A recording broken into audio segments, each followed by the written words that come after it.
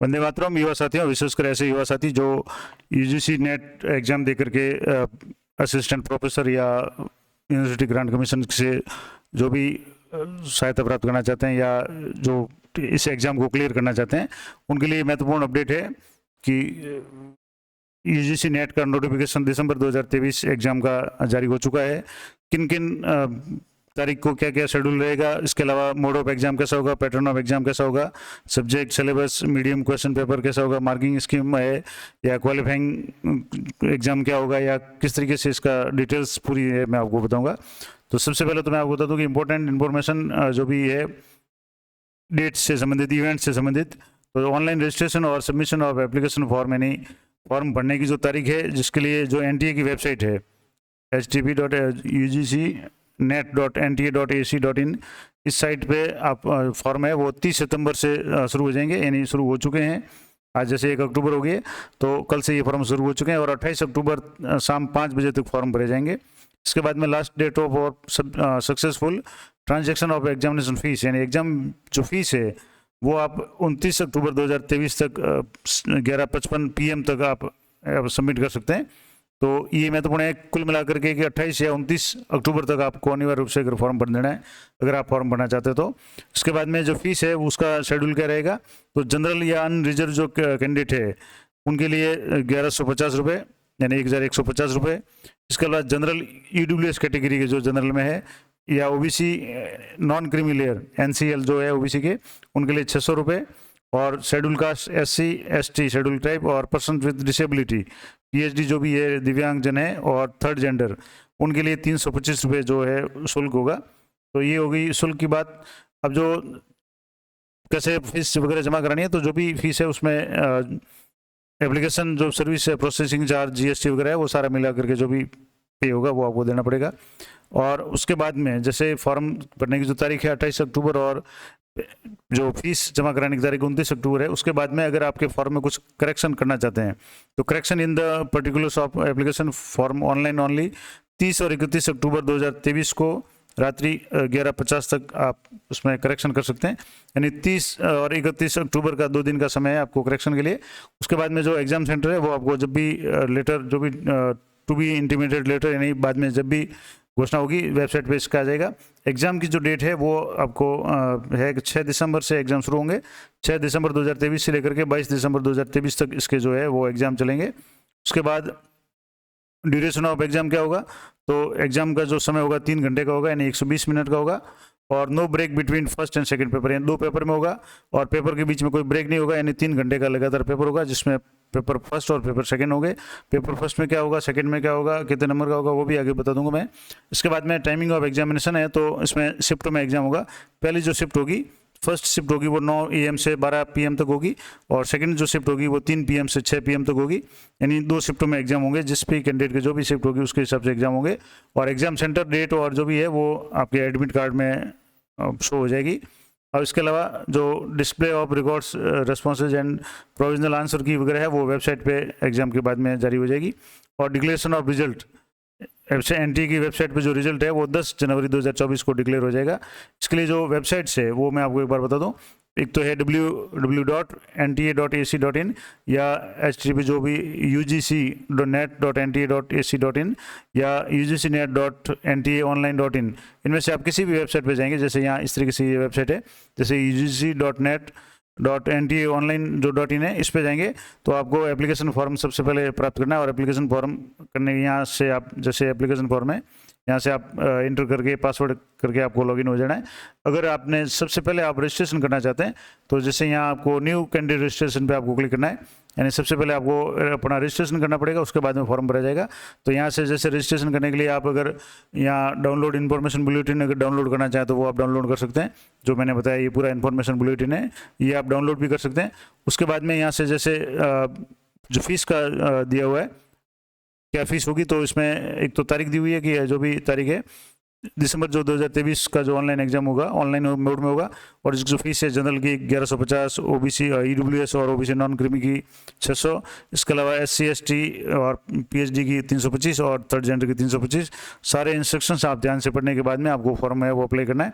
और यहाँ से जैसे ये चेक बॉक्स पे आप क्लिक करेंगे और यहाँ से इस पर क्लिक करने के बाद में आपको क्लिक हियर टू प्रोसीड, यहाँ आगे आपको प्रोसीड करना है। अगर आप पहले सबसे पहले आपको रजिस्ट्रेशन करना है। रजिस्ट्रेशन के लिए आपको यहाँ अपना नाम है, जो भी 10वीं 12वीं की जो रिकॉर्ड वगैरह हो, आपके एजुकेशनल रिकॉर्ड में जो भी नाम है वो स्पेलिंग इसमें लिखा हुआ है एज पर 10th सर्टिफिकेट। 10वीं के सर्टिफिकेट के आधार पर आपको अपना नाम इंटर करना है, फादर का नाम इंटर करना है 10वीं के सर्टिफिकेट के आधार पर, मदर का नाम इंटर करना है, और उसके बाद में डेट ऑफ बर्थ है और ईयर है, फिर ईमेल आईडी है। ये सारे मैंडेट यानी अनिवार्य है, लाल स्टार में दिए हुआ है। ईमेल आईडी है, कंफर्म ईमेल आईडी, यानी 2 बार आपको ईमेल आईडी भरनी है, एक बार कंफर्म करना है। उसके बाद में आपको जेंडर सेलेक्ट करना है, मेल फीमेल या थर्ड जेंडर जो भी आपके लागू होता हो। उसके बाद में मोबाइल नंबर, फिर कंफर्म मोबाइल नंबर। उसके बाद में अल्टरनेट मोबाइल नंबर अगर देना चाहे तो ये मैंडेटरी नहीं, अनिवार्य नहीं है। इसके अलावा आइडेंटिटी टाइप में आप क्या आइडेंटिटी देना चाहते हैं, आधार कार्ड है, वोटर कार्ड है, ड्राइविंग लाइसेंस है, जैसे इसमें ड्राइविंग लाइसेंस है, या other government proof with photo, या पैन कार्ड है, पासपोर्ट है, राशन कार्ड है, वोटर आई है। तो जैसे कोई भी आप यहाँ देना चाहें, जैसे ड्राइविंग लाइसेंस देना चाहें तो उसके नंबर यहाँ आपको एंटर करना है। उसके बाद में आपको एड्रेस यहाँ एंटर करना है, जो भी आपका एड्रेस है। यहाँ से आपको ड्रॉप डाउन बॉक्स में से आपको कंट्री इंडिया जैसे सेलेक्ट करना है। उसके बाद में आपको यहाँ से अपना जो भी स्टेट है वो, जो भी लिस्ट है उसमें से आपको अपना स्टेट है वो सिलेक्ट करना है। जैसे यहाँ से मैं जैसे राजस्थान के कोई कैंडिडेट है तो यहाँ से राजस्थान सेलेक्ट कर लें। उसके बाद एक आपका जिला सेलेक्ट करना है, पिन कोड सेलेक्ट करना है, और परमानेंट एड्रेस अगर आप सेम है तो यहाँ से आपको चेक बॉक्स पर क्लिक करेंगे तो ये सेम एड्रेस आ जाएगा। उसके बाद में आपको यहाँ पासवर्ड एंटर करना है, और सिक्योरिटी क्वेश्चंस यहाँ 2 दिए उनमें से आपको सेलेक्ट करना है कि what is your name of your first school, या what is your mother name. जो भी आपको यहाँ प्रश्न ठीक लगे वो प्रश्न आपको सेलेक्ट करके उसका सिक्योरिटी आंसर आपको एंटर करना है। और उसके बाद में ये सिक्योरिटी जो पिन है ये आपको ये केस सेंसिटिव है, यानी कैपिटल स्मॉल लेटर को देखते हुए यहाँ से आपको भर करके सबमिट करना है। इस तरीके से आपको ये रजिस्ट्रेशन का काम करना है। तो ये तो हो गया, साइट बता दी मैंने किस तरीके से आपको रजिस्ट्रेशन करना है। उसके बाद में अगला जो स्टेप है, कुछ इंपॉर्टेंट जानकारी मैं आपको दूंगा, क्योंकि ये PDF 56 पेज की है, इसमें सारी डिटेल दी हुई है। तो यहाँ जैसे अगला है कि NTA क्या है, तो नेशनल जो human ministry of human resource development, यानी जो मानव संसाधन विकास मंत्रालय है उसकी तरफ से जो नेशनल टेस्टिंग एजेंसी NTA है वो एक इंडिपेंडेंट ऑटोनोमस एजेंसी है, टेस्टिंग एजेंसी है। और उसके बाद में जैसे UGC के संबंध में, तो UGC है वो stationery body of government of India, ministry of education department की तरफ अंडर में है। और इसके बाद में जैसे जो भी इम्पोर्टेंट बात, पेपर की बात करें, एग्जाम पैटर्न की या मोड ऑफ एग्जामिनेशन क्या होगा, तो examination shall be conducted in computer based test CBT mode में होगा। और उसके बाद में पेपर कैसा होगा, पैटर्न ऑफ एग्जाम कैसा होगा, तो test will consist of 2 papers, 2 paper होंगे। Both of papers will consist of objective type, यानी दोनों पेपर है वो ऑब्जेक्टिव टाइप होंगे, यानी अवश्य आपको मिलेंगे, उसमें से आपको सेलेक्ट करना है। मल्टीपल चॉइस क्वेश्चंस होंगे और there will be no break between papers, और दोनों पेपर के बीच में कोई ब्रेक नहीं होगा, यानी लगातार ही आपके दोनों पेपर होंगे। पहला जो पेपर होगा वो 100 अंकों का होगा और दूसरा पेपर 200 अंकों का होगा। कुल मिलाकर के आपको 300 अंकों का पेपर होगा। पहले प्रश्न पेपर में 50 अंक प्रश्न होंगे, नंबर ऑफ क्वेश्चंस, और सेकंड में 200 का, उसमें 100 प्रश्न होंगे, यानी कुल मिलाकर के 150 प्रश्न, 300 अंक, यानी प्रत्येक प्रश्न 2 अंकों का होगा। और MCQ टाइप होंगे, मल्टीपल चॉइस क्वेश्चंस। और इसमें फर्स्ट जो पेपर होगा, the questions in the first paper intends to assess the teaching या research aptitude of the candidate. It will primarily be design to test the reasoning ability, यानी क्या क्या उसमें सम्मिलित होगा, रीजनिंग एबिलिटी होगी, रीडिंग कम्प्रीहेंशन होगा, और डाइवर्जेंट थिंकिंग है, और general awareness of the candidate इसके संबंध में होंगे। और दूसरा जो पेपर का होगा 200 नंबर का, वो होगा this is based on the subject selected by the candidate, यानी कैंडिडेट जो भी सब्जेक्ट सेलेक्ट करेगा उस सब्जेक्ट पे बेसिस पे पेपर होगा। तो एक पेपर तो जनरल अवेयरनेस और अन्य जो भी रीजनिंग वगैरह उससे संबंधित होगा, पहला 100 अंकों का, दूसरा 200 अंकों का है, वो आपके सब्जेक्ट जो सेलेक्ट करेंगे वो होगा। और कुल मिलाकर के 3 घंटे यानी कि 180 मिनट का पेपर होगा विदाउट एनी ब्रेक। और all the questions are compulsory, यानी सभी प्रश्न अनिवार्य होंगे। उसके बाद में सब्जेक्ट और सिलेबस है आपको वेबसाइट पे मिल जाएगा। इसी PDF में भी आपके सब्जेक्ट वगैरह है वो भी मिल जाएगा। और उसके अलावा मीडियम है, तो medium of question paper shall be in Hindi and English only, यानी हिंदी और इंग्लिश दोनों में पेपर होगा, एक्सेप्ट लैंग्वेज पेपर्स, जो भाषा के पेपर है उनके अलावा भाषा के जो पेपर होंगे, जैसे संस्कृत का है तो संस्कृत में होगा, जर्मन का है तो जर्मन में भाषा में होगा, वो अलग है। बाकी जो सामान्य जो पेपर होंगे वो हिंदी और इंग्लिश दोनों में होंगे। और option of the medium of the question paper shall be carefully chosen by the candidate, यानी जब आप फॉर्म भरें उस समय आपको जो मीडियम है आपको अच्छी तरह से ध्यान से सेलेक्ट करना है, क्योंकि आपको उसी मीडियम में एग्जाम देना है। तो और उसके बाद में option once exercise can not be change, यानी अगर आपने जो भी ऑप्शन भर लिया मीडियम का वो बाद में चेंज नहीं होगा। और candidates are required to answer in the medium as per opinion और exercise in the application form, जो भी आपके मेंशन करेंगे फॉर्म में, उसी मीडियम में आपको एग्जाम या आंसर्स देने पड़ेंगे। इसके अलावा अगर मान लो किसी पेपर में आपके या कन्फ्यूजन में, ट्रांसलेशन वगैरह में कोई कन्फ्यूजन है, तो इंग्लिश वर्जन है वो माना जाएगा। इसमें लिखा होगा its English version shall be treated as the final and the decision of NTA shall be final in this regard. यानी अगर कोई ट्रांसलेशन में या कंस्ट्रक्शन ऑफ द क्वेश्चन में कोई प्रॉब्लम है, एम्बिग्यूटी है, आपके कुछ विसंगता है, तो आप इंग्लिश का वर्जन है वो माने। इसके अलावा मार्किंग है, तो ईच क्वेश्चन कैरीज 2 मार्क्स, यानी 2 अंकों का एक सवाल होगा। और इसके अलावा for each correct response candidate will get 2 marks, यानी सही उत्तर के लिए 2 अंक मिलेंगे। There is no negative marking, कोई नेगेटिव मार्किंग नहीं है इनकरेक्ट आंसर्स के लिए, यानी आप पूरे के पूरे प्रश्न कर सकते हैं क्योंकि नेगेटिव मार्किंग नहीं है। और no marks will be given for question unanswered या अनअटेम्प्टेड या मार्क फॉर रिव्यू, यानी अगर आप उसको अटेम्प्ट नहीं करते हैं या आंसर नहीं देते हैं तो आपको कोई नंबर नहीं मिलेगा, लेकिन नेगेटिव मार्किंग नहीं है, ये विशेष बात है। इसके अलावा जो भी प्रश्न आप देना चाहें वो मतलब उत्तर आप दे सकते हैं, और 2 नंबर का प्रश्न प्रत्येक प्रश्न होगा। और इसलिए इसमें लिखा हुआ भी है कि if the question found to be incorrect या क्वेश्चन इज ड्रॉप्ड, अगर मान लो कोई क्वेश्चन ड्रॉप किया जाता है या इनकरेक्ट होता है और उसको अगर खारिज किया जाता है, तो 2 नंबर है वो कैंडिडेट को अवार्डेड होंगे, यानी उनको दिए जाएंगे, लेकिन उन्हीं कैंडिडेट को जो वो अटेम्प्ट द क्वेश्चन, यानी जो उस प्रश्न को अटेम्प्ट करेंगे। यानी इसका मतलब हुआ कि आपको प्रत्येक प्रश्न है वो अटेम्प्ट करने का प्रयास करना है, और अगर मान लो कोई प्रश्न गलत हो जाता है तो उसका फायदा उसी कैंडिडेट को मिलेगा जो प्रश्न को अटेम्प्ट करेगा। भले ही उसके प्रश्न है वो, मान लो प्रश्न अगर रिजेक्ट हो जाता है या प्रश्न कैंसिल हो जाता है, तो उसका फायदा उसी को मिलेगा जो प्रश्न को अटेम्प्ट करेगा। तो आपको प्रत्येक प्रश्न को अटेम्प्ट करने का प्रयास करना है। इसके अलावा जो क्वालिफाइंग एग्जामिनेशन है उसके लिए, जैसे सबसे पहले जो जनरल या अनरिजर्व कैटेगरी के जो कैंडिडेट्स हैं उनको 55% मार्क्स विदाउट राउंडिंग ऑफ, यानी प्योर 55% मार्क्स होने चाहिए। 4 जैसे 54 पॉइंट समथिंग वगैरह नहीं चलेंगे, 55 पूरे होने चाहिए। इसके अलावा जो भी कैंडिडेट्स जो भी belonging to other backward class, OBC, non creamy layer है, या इसके अलावा एससी, एसटी के या डिसेबल पर्सन या थर्ड जेंडर वाले हैं, उनको 50% है, यानी 5% की उनको छूट है। 50% उनके जो भी मास्टर डिग्री है उसमें होना जरूरी है। इसके अलावा जो भी अन्य जो भी सुविधा या जो भी निर्देश है वो आप देख लें, क्योंकि बहुत बड़ा ये PDF 56 पेज की PDF है। इसके अलावा जो काम की चीज़ें या इम्पोर्टेंट बातें वो मैं आपको बता देता हूँ कि रिजर्वेशन है, जैसे इसमें 15% सीटें हैं, वो seat in the schedule caste के लिए रिजर्व होगी, 7.5% ST के लिए, 27% OBC के लिए, नॉन क्रीमी लेयर OBC के लिए। इसके अलावा 10% है वो जनरल इकोनॉमिकली वीकर सेक्शंस यानी जनरल EWS के लिए। इसके अलावा 5% जो सीटें हैं वो पर्सनस विद डिसेबिलिटी उनके लिए रिजर्व रहेगी, और जिनकी डिसेबिलिटी है वो 40% से ज़्यादा होनी चाहिए, 40% से ज़्यादा अगर दिव्यांगता है तो उनको फ़ायदा मिलेगा। इसके अलावा EWS OBC नॉन क्रीमी के संबंध में इसमें जो भी प्रोविजंस दिए हुए हैं वो आपको ध्यान में रखना है। PhD जो भी है यानी पर्सन्स विद डिसेबिलिटी दिव्यांगजन है, उनके भी किस तरह की दिव्यांगता है उसका भी प्रमाण पत्र वगैरह आपको संलग्न करना पड़ेगा, और 40% से अधिक होनी चाहिए।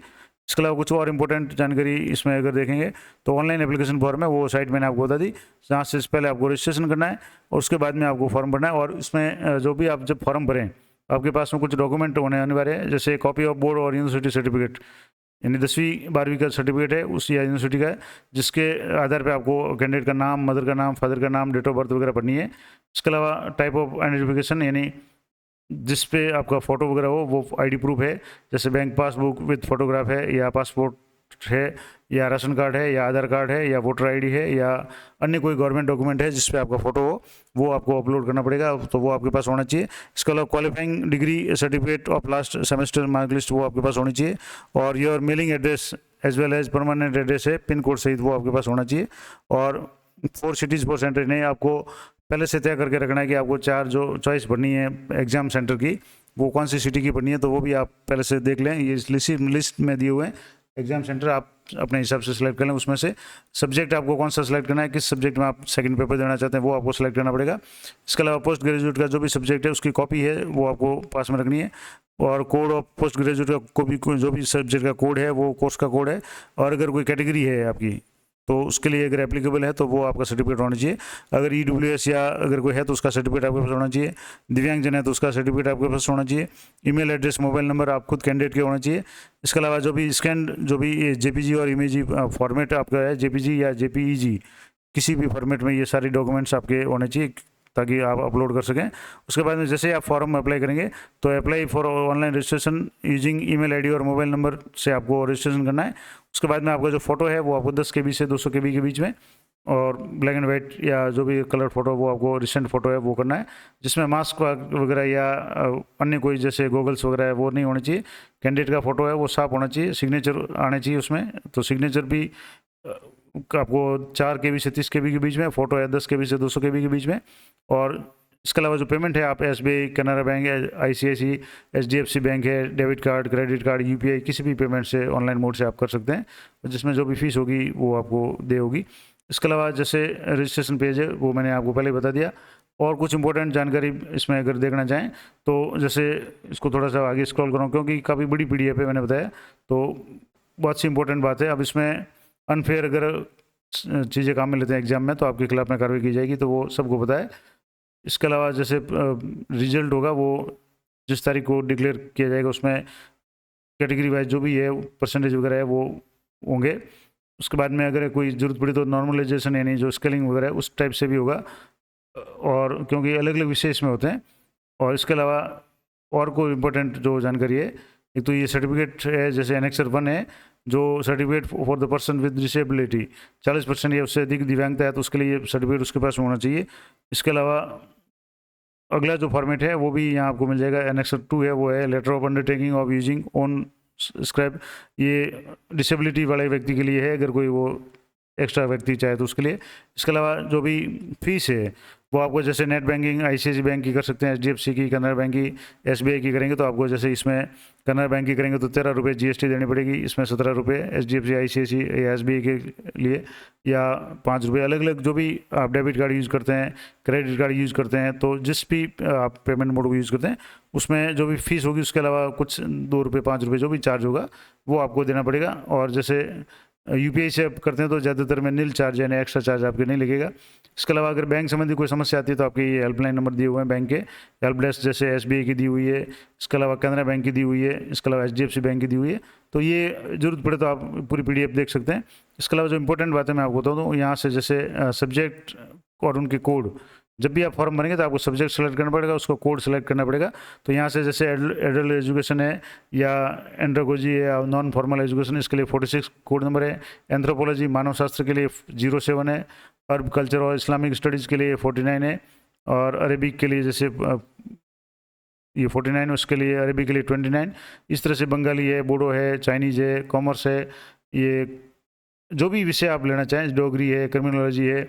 इसके अलावा जैसे इलेक्ट्रिकल साइंस है, एजुकेशन है, इंग्लिश है, अगर आपका इंग्लिश सब्जेक्ट है तो इंग्लिश के जो भी कोड है वो आपको, एनवायरनमेंट है, ज्योग्राफी है, जर्मन है, गुजराती, हिंदू स्टडीज़ है, हिस्ट्री है, जैसे हिस्ट्री अगर आप लें तो इसका कोड नंबर 06 हो जाएगा। ह्यूमन राइट्स और ड्यूटीज है तो 92, इंडियन कल्चर है, जैपनीज़ है, कन्नड़ा, कश्मीरी, कोंकणी, जो भी भाषा आप सेलेक्ट करना चाहें, जो भी विषय आप सेलेक्ट करें, जैसे पॉलिटिकल साइंस है तो उसके लिए 02 है, या फिलोसफी तो उसके लिए 03 है। जो भी भाषा आप सेलेक्ट करेंगे या सब्जेक्ट सेलेक्ट करेंगे वो कोड नंबर आप जरूर याद रखें। इसके अलावा जो सिटीज़ की बात है कि आपको 4 जो सिटी है वो सेलेक्ट करना है, तो ये सिटी लिस्ट ऑफ सिटी यहाँ दी हुई है, जिसमें जो भी स्टेट वाइज आपको सिटी मिल जाएगी। ये स्टेट का नाम जैसे अंडमान निकोबार में पोर्ट ब्लेयर एग्जाम सिटी है, जिसका सिटी कोड है AN01 है। इस तरह से अगर आंध्र प्रदेश है तो उसमें काफ़ी अनंतपुर है, बोबली है, चिलारा है, चित्तूर है, इल्लुरु है, गोटी है, जो भी सिटी है। तो अपने जैसे थोड़े राजस्थान की बात करें, गुजरात, जम्मू कश्मीर, कर्नाटक, केरला, उसके बाद में मध्य प्रदेश, और जैसे राजस्थान के यहाँ बात करें तो राजस्थान में अजमेर है, अलवर है, भिलवाड़ा, बीकानेर, हनुमानगढ़, जयपुर, जोधपुर, कोटा, सीकर, श्रीगंगानगर और उदयपुर, ये सिटीज़ है। यहाँ से आप कोई भी 4 सेंटर सेलेक्ट कर सकते हैं।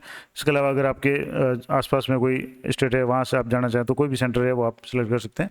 तो ये पूरी लिस्ट आपके सेंटर की मिल जाएगी। इसके अलावा ये list of subject of post graduation level के जो सब्जेक्ट है उनके कोड है। जैसे आपके एमए किस में थी, इकोनॉमिक्स में थी तो 801 कोड नंबर लिखना है, पॉलिटिकल साइंस में थी तो 802 है, फिलोसॉफी में 803 है, साइकोलॉजी है तो 804। इस तरीके से आपको जो पोस्ट ग्रेजुएशन के कोड नंबर है वो आपको पढ़ने पड़ेंगे। इसके अलावा list of post graduation course है, जैसे master of MA master of law है तो उसके लिए 03 है, और जैसे मास्टर ऑफ आचार्य है तो 01 है या 02 है। इस तरीके से जो भी आपके पोस्ट ग्रेजुएशन कोर्स है उसका भी कोर्स आपको सेलेक्ट करना पड़ेगा। तो ये आप यहाँ से पूरी लिस्ट एक बार देख लें, अपने कोड नंबर है जिस भी आप सेलेक्ट करना चाहे वो चेक कर लें। इसके अलावा लिस्ट ऑफ स्टेट कोड है या यूनियन टेरिटरी के जो कोड है, किस राज्य का क्या कोड होगा, तो जैसे यहाँ से देखेंगे तो केरला का कोड है 18 है, लक्षद्वीप का 20 है, जैसे मध्य प्रदेश का 21 है। इस तरीके से राजस्थान का कोड है वो 30 होगा, सिक्किम का 31, तमिलनाडु का 32। इस तरीके से ये कोड आपको याद रखना है जब भी आपको जरूरत पड़े। तो ये पूरी इंपॉर्टेंट जानकारी थी कि, और कंप्यूटर जो बेस्ड एग्जाम होगा सीबीटी जो होगा उसमें आपको इस तरीके से, जैसे सबसे पहले आपके क्वेश्चन आएगा, प्रश्न आएगा, उसके बाद में आपको कौन सा जो भी सिलेक्ट आंसर करना चाहे वो करना पड़ेगा। सेलेक्ट करने के बाद में जैसे जब तक आप उसको सिलेक्ट नहीं करेंगे तो, या आंसर करने के बाद में उसको मार्क फॉर रिव्यू करके इस तरीके से जो है आपको जो कंप्यूटर बेस्ड एग्जाम होगा वो देना। जैसे इसमें ना कंप्यूटर बेस्ड टेस्ट यानी सीबीटी किस तरीके से होगा, तो इस तरीके से जो भी ऑनलाइन जो एग्जाम होते हैं उस तरीके से एग्जाम होगा। तो उसमें भी कोई ज़्यादा प्रॉब्लम नहीं, आप 1-2 वीडियो या इसका डेमो देख लें तो आराम से आपको समझ आ जाएगा। और ये पूरा एनटी के बारे में दिया हुआ है, एनटीए के बारे में, नेशनल टेस्टिंग एजेंसी के बारे में। तो ये पूरी जानकारी मैंने आपको बता दी कि यूजीसी नेट का जो नोटिफिकेशन है वो जारी हो चुका है, और आपको अगर फॉर्म भरना चाहें आप तो उसके लिए आपको अगले महीना यानी जो अभी महीना चल रहा है आज से जैसे शुरू हो गया है, तो इस महीने की आप 30 सितंबर से लेकर के 28 अक्टूबर तक आप अनिवार्य रूप से फॉर्म भर दें। और अगर आप फीस है तो वो अधिकतम आप 29 अक्टूबर तक भर सकते हैं, उसके बाद में फॉर्म नहीं भर पाएंगे। तो ये इंपॉर्टेंट जानकारी थी। इसी तरह की अपडेटेड जानकारी के लिए चैनल पर बने रहें। मिलते हैं नेक्स्ट वीडियो में, तब तक जय हिंद, जय भारत।